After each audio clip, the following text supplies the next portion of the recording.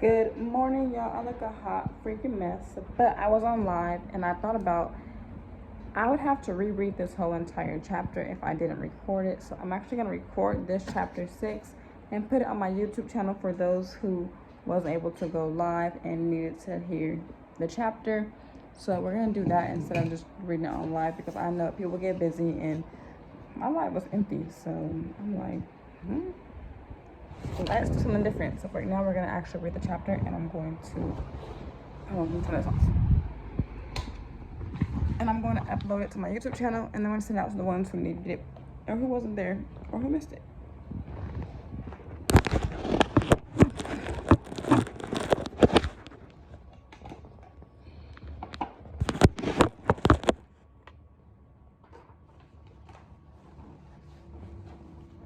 So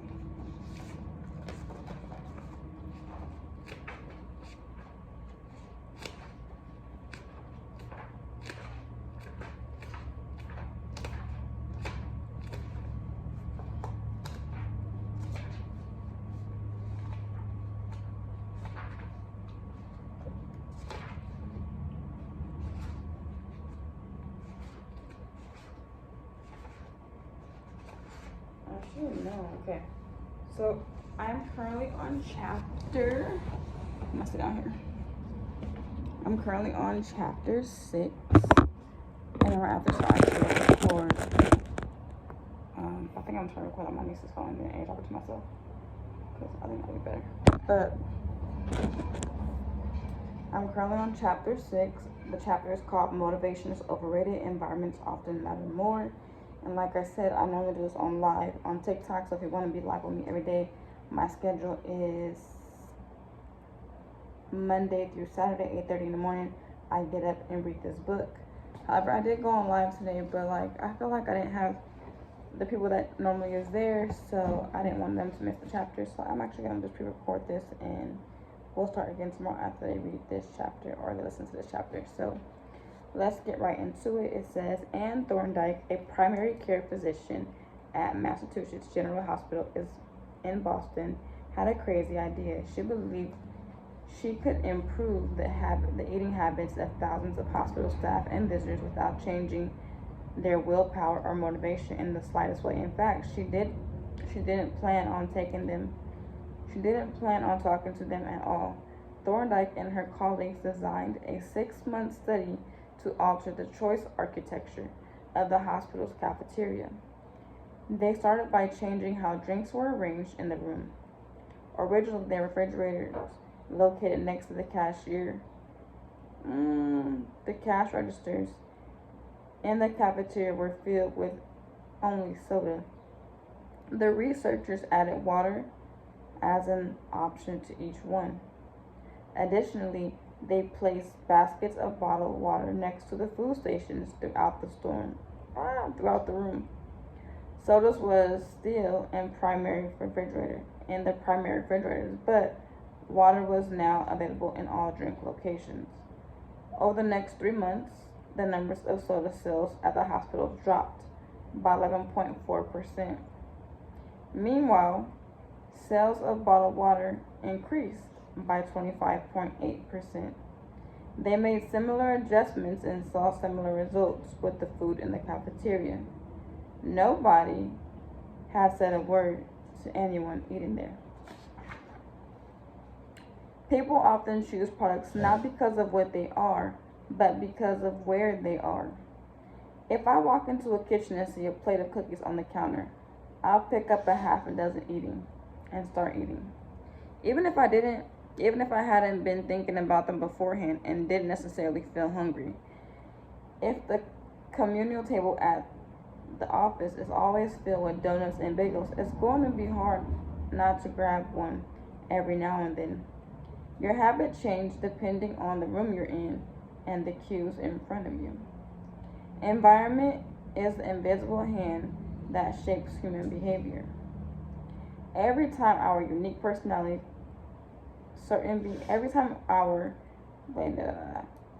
despite our unique personality, certain behaviors tend to arise. And again, under certain environmental conditions in church, People tend to talk in whispers. On the dark street, people act wary and guarded. In this way, the most common form of change is not internal but external. We are changed by the world around us. Every habit is context dependent. In 1936, psychologist Kurt Lewin wrote a simple equation that made a powerful statement. Behavior is a function of the person in their environment, or B equals FPE. I'm gonna get that tattooed on me.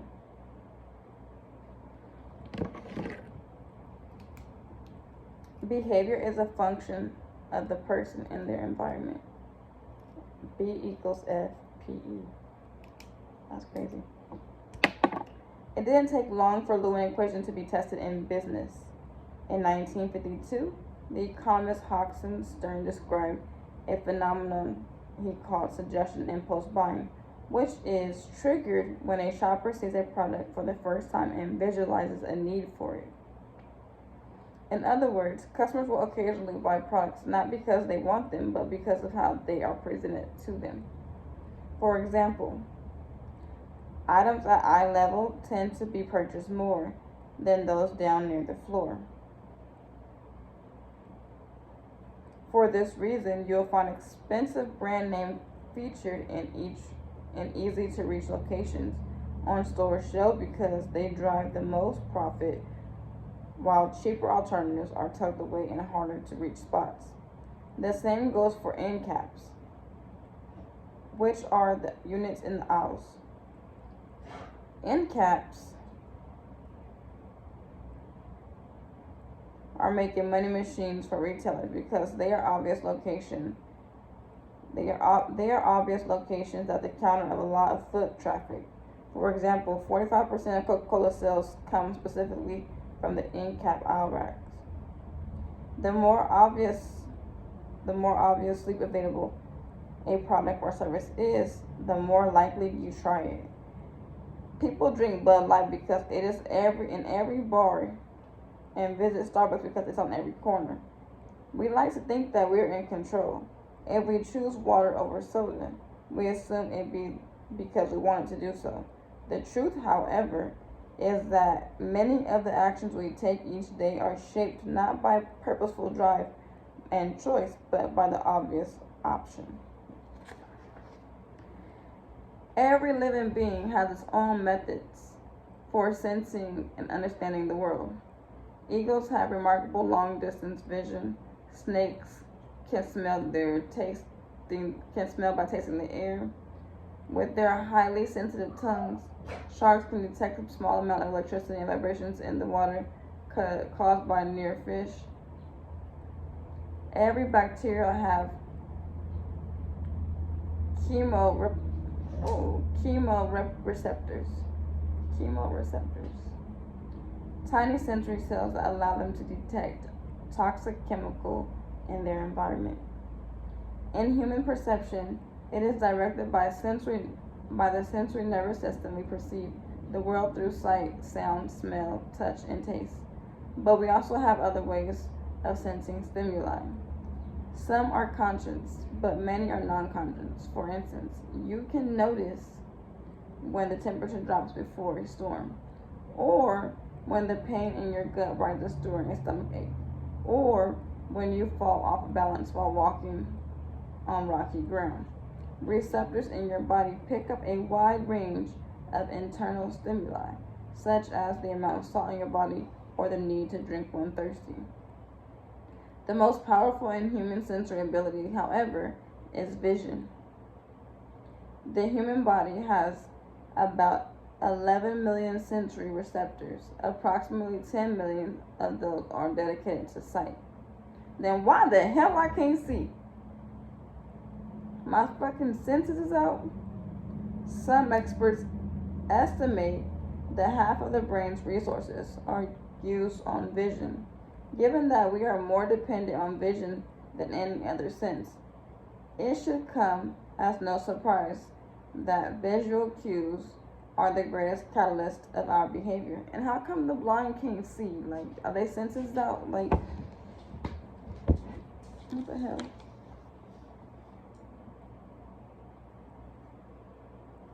So it should say, not the power of all humans, the power of majority humans. Because some people are blind, so they don't have that power to see. They don't have sight. I don't think they thought about this. For this reason, a small change. Wait. For this reason, a small change is what you see can lead to a big shift in what you do. As a result, you can imagine how important it is to live and work in environments that are filled with productive cues and devoid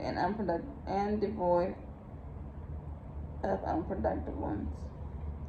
Thankfully, there is good news in this respect. You don't have to be the victim of your environment. You can also be the architect of it. How to design your environment for your success. I'm gonna read the whole chapter. This chapter is long, and I'm already at 11 minutes.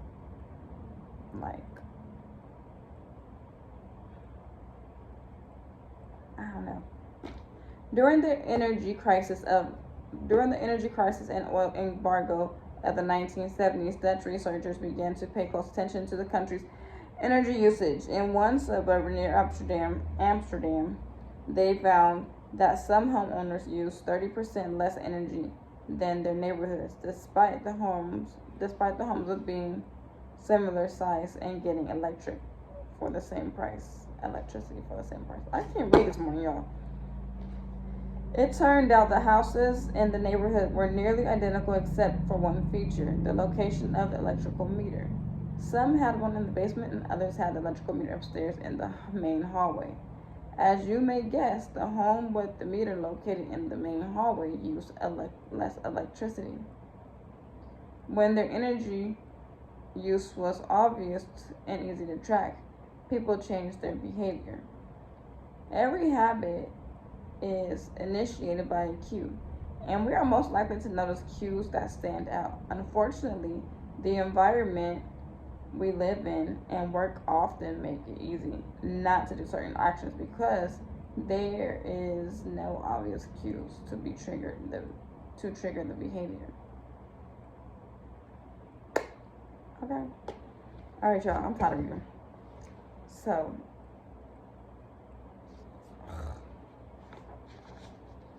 read it, Missy. Read it. It is not easy to practice the guitar when it's tucked away in your closet. It's not easy to read a book when the bookshelf is in the corner of the guest room. It is not easy to take your vitamins when they are out of sight in the pantry. When the cues that spark a habit are subtle or hidden, they are easy to ignore. By comparison, creating obvious visual cues can draw your attention toward a desirable habit. In the early 1990s, the cleaning staff at the airport in Amsterdam installed a small sticker that looked like a fly near the center of the urinal. Apparently, when men stepped up to the urinals, they aimed for what they thought was a bug. The stickers improved their aim and significantly reduced spillage around the urinals. Further analysts determined the stickers cut bathroom cleaning costs by 8% per year. I've experienced the power of obvious cues in my own life. I used to buy apples from the store, put them in the crisper in the bottom of the refrigerator and forget all about them. By the time I remembered, the apples would have gone bad. I never saw them, so I never ate them. Eventually, I took my own advice and redesigned my environment. I bought a large display bowl and placed it in the middle of the kitchen counter. The next time I brought apples, that's where they went, out in the open where I could see them. Almost like magic, I began eating a few apples a day, simply because they were obvious rather than out of sight. Here are a few ways that you can redesign your environment and make the cues for your preferred habits more obvious. If you want to remember to take medication each night, put your pill bottle directly next to the faucet on the bathroom counter. If you want to practice guitar more frequently, place your guitar standing in the middle of the living room. If you want to remember to send more thank you notes, keep a stack of stationery on your desk. If you want to drink more water, fill a few water bottles each morning and place them in common locations around the house. If you want to make a habit a big part of your life, make the cues big part of your environment. The most persistent in behavior usually have multiple cues.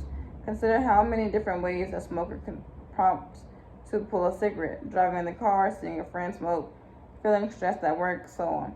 The same strategy can be employed for good habits by sprinkling triggers throughout the surrounding. You increase the odds that you think about your habits throughout the day. Make sure the best choice is the most obvious one. Making a bigger and better decision is easy and natural when the cues for good habits are right in front of you. Oh, we're almost done, y'all. We're almost done. How many more pages I got?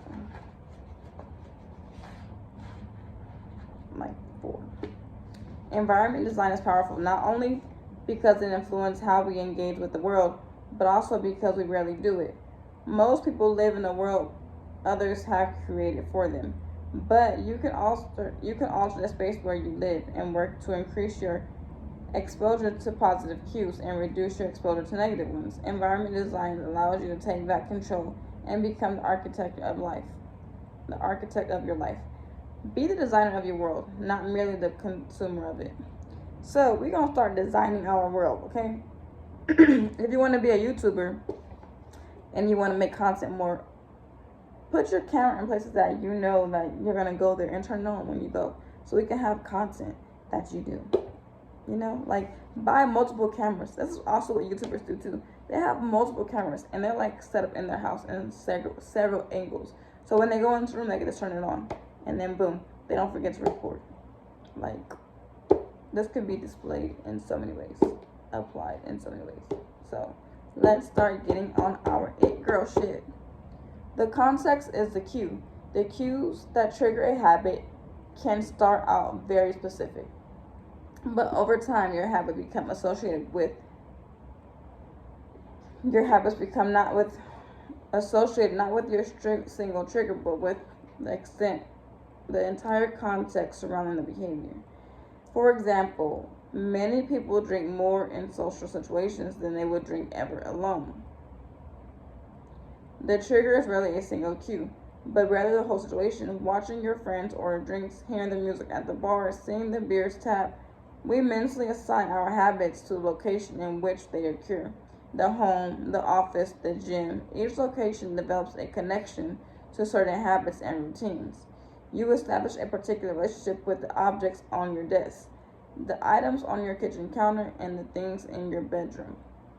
Our behavior is not defined by the object in the environment, but by our relationship to them. In fact, this is a useful way to think about the influence of environment on your behavior. Stop thinking about your environment as filled with objects. Start thinking about it as filled with relationships. Think in terms of how you interact with the space around you. For one person, her couch is the place where she reads for an hour each night.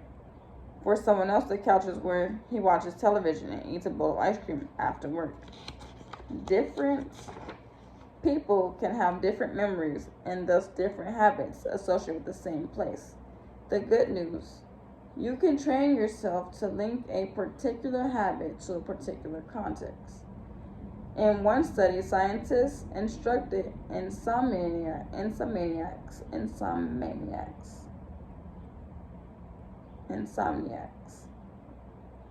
to get into bed only when they are tired. If they couldn't fall asleep, they were told to sit in a different room until they became sleepy. Over time, subjects began to associate the context of their bed with the action of sleeping, and it became easier to quickly fall asleep when they climbed into bed. So do that if you have insomnia. If you're sleepy in your bed and you feel like, oh, I got a burst of energy, wake up and go somewhere so you get sleepy and then go back into your room. I actually been doing that when I lived alone, because I would like get sleepy and then get in my bed and not be tired no more. But then I would go back into the living room, watch TV until I'm like, my eyes are watering, and I'll go back into the bed and I'll fall asleep. So that's true. I have tried that before. But I know who created that. I just thought I did that myself, to be honest. Their brains learned that sleeping, not browsing on their phones, not watching television, and not staring at a clock was the only action that happened in that room.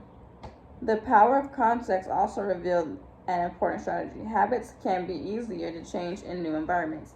It helps to escape the subtle triggers and cues that nudge you towards your current habits. Go to a new place, a different coffee shop, a bench in the park, a corner of your room you seldom use, and create a new routine there. This shit is 20 minutes, so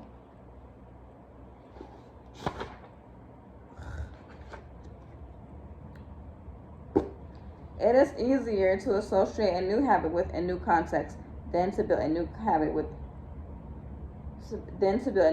in the face of competing cues. It can be difficult to go to bed early if you watch television in your bedroom each night. It can be hard to study in the living room without getting distracted. If that's where you're always playing video games without... I can't read today, y'all.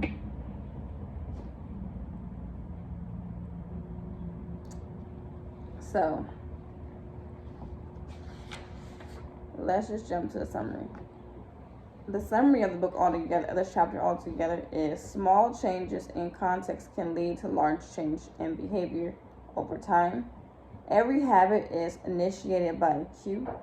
We are most likely to notice cues that stand out. Make the cues of good habit obvious in your environment. Gradually, your habits become associated with a single trigger. But with the entire context around the behavior, the context becomes the cue. It is easier to build new habits in new environments because you are not fighting against old cues. So, that was chapter 6. I'm so sorry. Like, I just am having a hard time reading. I'm cramping so bad, and I'm just not motivated today. So, I don't want to read. And I tried. I almost got to the last page. So, if we go live tomorrow, I will finish or either reread chapter 6. But I'm sending this out to you guys because I know that some people didn't get to get on the live. And I ended the live. I wasn't feeling it this morning. Like, I really wasn't. And maybe I'll start again tomorrow. But I'm just not motivated at all, y'all. So, don't forget to like, comment, and subscribe. If you think I should read more books, also on my YouTube channel, and do more chapters of the reading books on my YouTube channel as well, then comment down below and I'll continue to do that. But this video is 22 minutes long, and y'all, I don't feel good. So have a great day, and I'll see you guys in my next video, which will be today. I'm trying to do 2 uploads a day, so don't miss out. Love you guys.